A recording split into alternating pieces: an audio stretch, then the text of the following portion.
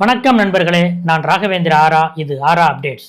வர்ற ஜூலை 20ஆம் தேதியிலிருந்து ஆகஸ்ட் 13ஆம் தேதி வரைக்கும் நாடாளுமன்ற மழைக்கால கூட்டத்தொடர் நடக்குது. இந்த கூட்டத்தொடரில் திராவிட முன்னேற்ற கழகம் என்ன மாதிரியான ரோல் பண்ண போகுது அப்படிங்கிறது இன்றைக்கு மாநில அரசியலில் இருந்து தேசிய அரசியல் வரைக்கும் ஒரு முக்கியமான ஒரு விவாத பொருளாக மாறி இருக்கு.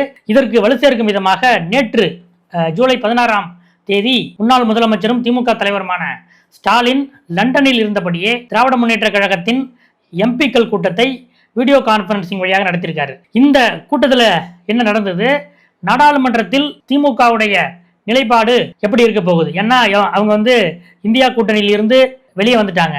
காங்கிரஸ் கட்சி இங்கே மாநில அளவில் திமுக கூட்டணியில் இருந்து வெளியேறிய அந்த நிலையில் தேசிய அளவில் இந்தியா கூட்டணியில் இருந்து திமுக வெளியேறிவிட்டது. இந்த நிலையில நாடாளுமன்றத்தில் என்ன நடக்க போகுது அப்படிங்கிற பேச்சு அதிகமாயிருக்கு.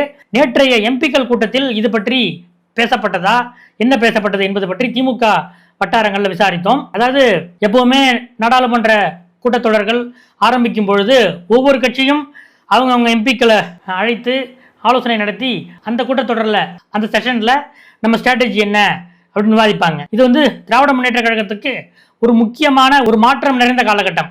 ஏனென்றால் சட்டமன்ற தேர்தலுக்கு முன்பு, குறிப்பாக சட்டமன்ற தேர்தல் பிரச்சாரம் நடந்து கொண்டிருக்கும் போதே சிறப்பு நாடாளுமன்ற கூட்டத்தொடரை கூட்டி அந்த டீலிமிட்டேஷன் பிளஸ் உமன் ரிசர்வேஷன் பில்ல தேசிய ஜனநாயக கூட்டணி அரசு கொண்டு வந்தது.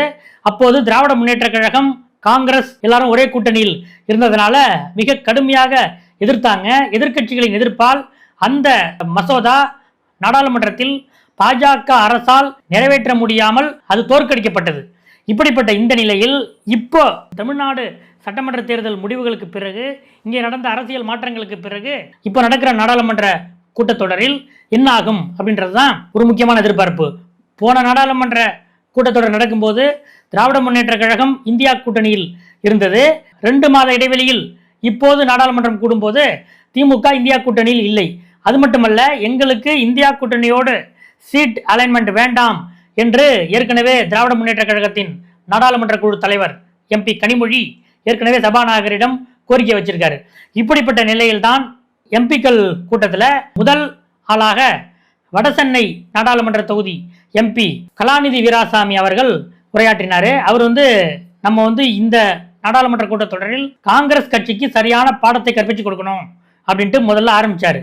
அவருக்கு அடுத்ததாக எல்லாரும் 2 நிமிஷம் 3 நிமிஷம் தான் பேசினாங்க. ஏனென்றால் வீடியோ கான்பரன்சிங் என்பதால் அந்த ஒரு சிக்கல் இருந்தது.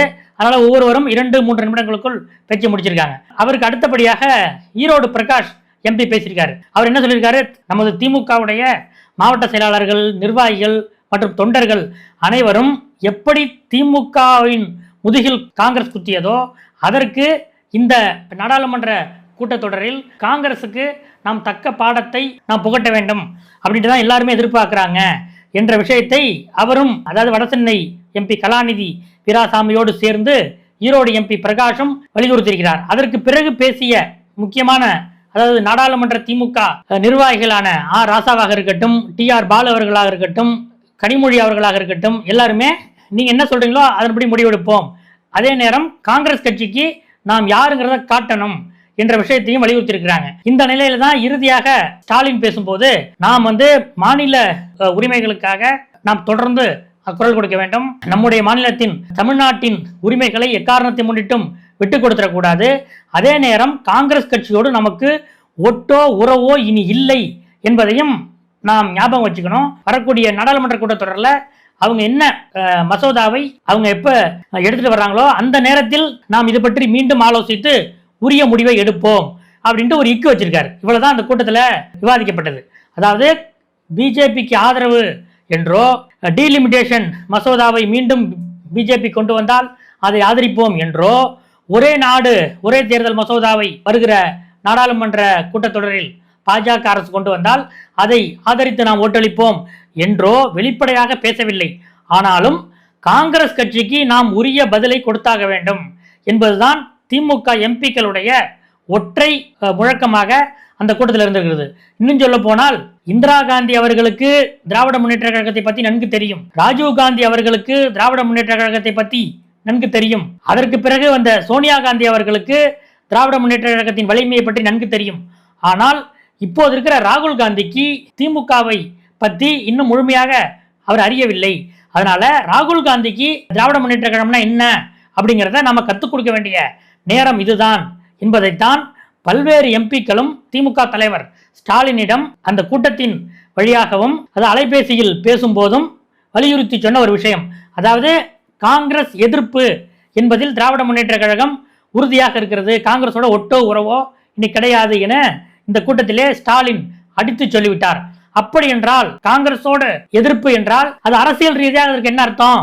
பாஜகவோட ஆதரவா என்பதுதான் அடுத்த ஒரு கேள்வியாக இருக்கிறது. ஆனால் அது பற்றி நாங்கள் முடிவெடுக்கல. அந்த மசோதா எப்போது தாக்கல் செய்கிறார்களோ அந்த மசோதாவில் என்ன இருக்கிறதோ அப்போது முடிவெடுப்போம் என்பதுதான் திராவிட முன்னேற்ற கழகத்தின் நிலைப்பாடாக இருக்கிறது. நாம் இது பற்றி மூத்த எம்பிக்கள் மூத்த நிர்வாகிகளிடம் நாம் பேசும்போது அவர்கள் ஒரு விஷயத்தை சொன்னாங்க. அதாவது ஏற்கனவே இந்த சட்டமன்ற தேர்தலுக்கு முன்பாக டீலிமிட்டேஷன், உமன் ரிசர்வேஷன் இந்த ரெண்டையும் ஒன்னா சேர்த்து கொண்டு வந்தாங்க. இதை நாங்கள் கடுமையாக எதிர்த்தோம்.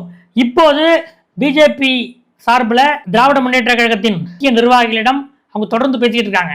அப்ப என்ன சொல்றாங்கன்னா, டீலிமிட்டேஷன் மசோதாவை மட்டுமே நாங்கள் எடுத்துட்டு வர்றோம். இன்னும் சொல்ல போனால் மக்கள் தொகை எண்ணிக்கைக்கு ஏற்ப என்பது இல்லாமல் அனைத்து மாநிலங்களுக்கும், ஜம்மு காஷ்மீர்லேருந்து தமிழ்நாடு வரைக்கும் அனைத்து மாநிலங்களுக்கும் 50% உயர்வு, அதாவது எண்ணிக்கையில் 50% உயர்வு என்பது மாதிரியான ஒரு யூனிஃபார்மான மக்களவை தொகுதிகள் எண்ணிக்கை அதிகரிப்பு, சட்டமன்ற தொகுதிகள் எண்ணிக்கை அதிகரிப்பு, இதை நாங்கள் எடுத்துட்டு வர்றோம் என்று சொல்லி திராவிட முன்னேற்ற கழகத்திடம் அவர்கள் பேசியிருக்கிறார்கள். ஏற்கனவே மம்தா பானர்ஜி தலைமையிலான திரிணாமுல் காங்கிரஸ் கட்சியை உடைத்து அதில் இருக்கிற பெரும்பாலான எம்பிக்கள் பாஜக ஆதரவு ஸ்டாண்டில் தான் இப்போ இருக்காங்க. அதே போல சரத்பவார் அவர்களோடும் தீவிரமான ஒரு பேச்சு நடந்துகிட்டு இருக்கு. இந்த நிலையில் திராவிட முன்னேற்ற கழகம் நீங்கள் எங்களுக்கு வெளிப்படையாக ஆதரவு கொடுக்காட்டினாலும் ஃப்ளோர்ல மக்களவையில் நீங்கள் அப்ஸ்டெயின் பண்ணலாம், இல்ல வெளிநடப்பு பண்ணலாம், இந்த 2 ஆப்ஷன்கள் இருக்கு. இதை வச்சு நீங்க எங்களுக்கு சாதகமா இருக்கிறதுக்கு சில விஷயங்களை பண்ணலாம் என்பது உள்ளிட்ட விஷயங்கள் பாஜக சார்பாக திமுகவிடம் பேசப்பட்டிருக்கின்றன. இதுல திராவிட முன்னேற்ற கழகத்தில் இருக்கிற மூத்த நிர்வாகிகள், முக்கியமான டெல்லி விஷயங்களை கவனிக்கிற சில நிர்வாகிகள் ஸ்டாலின் வந்து என்ன சொல்லியிருக்காங்கன்னா, டூத் அண்ட் நெயில் அப்படின்னு இங்கிலீஷ்ல ஒரு பழமொழி இருக்கு. அதாவது எப்ப பார்த்தாலும் நகமும் பல்லும் மாதிரி எப்ப பார்த்தாலும் எதிர்த்து கொண்டே இருக்க வேண்டாம், அந்த பல்லு நகத்தை கடிச்சுக்கிட்டே இருக்கணுமா என்ன, அப்படிலாம் வேண்டாம், டூத் அண்ட் நெயில் என்ற நிலைப்பாட்டில் இருந்து இஷ்யூ பேஸ்டு என்ற நிலைப்பாட்டுக்கு நாம் மாறலாம். அதுல வந்து எந்த நமக்கு பிரச்சனையும் இருக்காது. இன்னும் சொல்ல போனால் அரசியல் ரீதியாக தமிழ்நாட்டிலே நாம் முஸ்லிம்கள் மற்றும் கிறிஸ்தவர்கள் இவர்களுக்கான முன்னுரிமை கொடுத்து இந்த 5 வருஷம் அரசியல் பண்ணோம். பிஜேபியை அதனால தான் நம்ம கடுமையாக எதிர்த்தோம். ஆனால் 2026 சட்டமன்ற தேர்தலில் இஸ்லாமியர்களும் நமக்கு முழுமையாக வாக்களிக்கவில்லை, அதே போல கிறிஸ்தவர்களும் நமக்கு முழுமையாக வாக்களிக்கவில்லை. இஸ்லாமியர்களில் பாதி நமக்கும் பாதி விஜய்க்கும் சென்றது. அதே போல கிறிஸ்டின் வாக்குகள்ல முக்காவாசி விஜய்க்கு போயிடுச்சு. இதனால அதே பல்லவியை அதே அரசியலை நாம் மீண்டும் ஏன் எடுக்க வேண்டும்? இந்த முறை பிஜேபியோடு கூட்டணி வைக்க வேண்டும் என்று திமுகவின் மாவட்ட செயலாளர்கள், கிட்டத்தட்ட மெஜாரிட்டியான திமுக மாவட்ட செயலாளர்கள் பாஜகவுடன் கூட்டணி வைத்தால் என்ன என்ற ஒரு கேள்வியை நோக்கித்தான் அவர்கள் வந்து கொண்டிருக்கிறாங்க. அதனால ஏற்கனவே இங்க டிவிஎஸ்சி மூலமா நமக்கு வழக்கு போடுறாங்க, அங்க இடி சிபிஐ அப்படிலாம் வழக்கு போடுறாங்க. இந்த நிலையில் நாம் வந்து அடுத்த கட்ட அரசியலை செய்ய வேண்டுமானால் நாம் வந்து பிஜேபியோடு ஒரு இணக்கத்தை ஏற்படுத்துவதில் எந்த தவறும் இல்லை என்பது திராவிட முன்னேற்ற கழகத்தின் மாவட்ட செயலாளர்கள் மற்றும் திமுக முக்கியமான கிட்டத்தட்ட தலைமை கழக நிர்வாகிகள் வரைக்கும் இந்த எண்ண ஓட்டத்தில் இருக்கிறாங்க அப்படின்றதெல்லாம் முன்னாள் முதலமைச்சர் திமுக தலைவர் ஸ்டாலின் கவனத்துக்கு எடுத்து செல்லப்பட்டிருக்கிறது.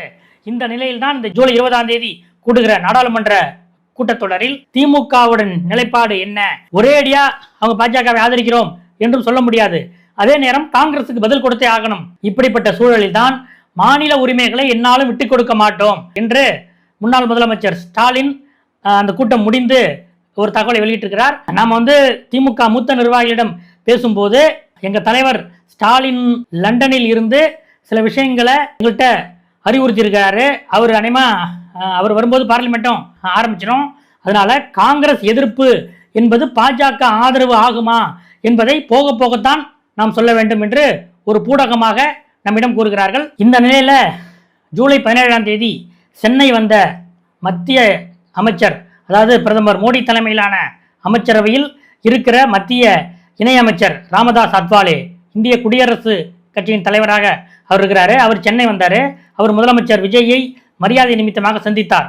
அதன் பிறகு அவர் செய்தியாளர்களிடம் பேசும்போது, வருகிற நாடாளுமன்ற இந்த கூட்டத்தொடரில் டீலிமிட்டேஷன் மசோதாவை நாங்கள் கொண்டு வருவோம். அதற்கு இப்போது திமுக இந்தியா கூட்டணியில் இல்லை. காங்கிரசுக்கு எதிரான ஸ்டாண்டை திமுக எடுக்கும் அல்லது வாக்கெடுப்பை அவங்க பாய்காட் பண்ணுவாங்க அப்படின்ட்டு நாங்கள் எதிர்பார்க்குறோம். இல்லை என்றாலும் இந்த டீலிமிட்டேஷன் மசோதாவை வெற்றி பெற செய்ய வேண்டும், அதுக்கு உங்கள் உதவி வேண்டும் என்று திமுகவிடம் பாரதிய ஜனதாவுடைய தலைமை பேச்சுவார்த்தை நடத்தும் என்று வெளிப்படையாக மோடி கேபினெட்டிலே இருக்கிற ஒரு இணையமைச்சரே இன்று சென்னையில் வெளிப்படையாக பேசியிருக்கிறார் என்பதை இதற்கு வலு சேர்க்கிற இன்னொரு விஷயமாக இருக்கிறது. இதுதான் இன்றைய அரசியல் அப்டேட். அடுத்தடுத்த அப்டேட்டுகளோடு உங்களை இன்னொரு வீடியோவில் சந்திக்கிறேன். நன்றி.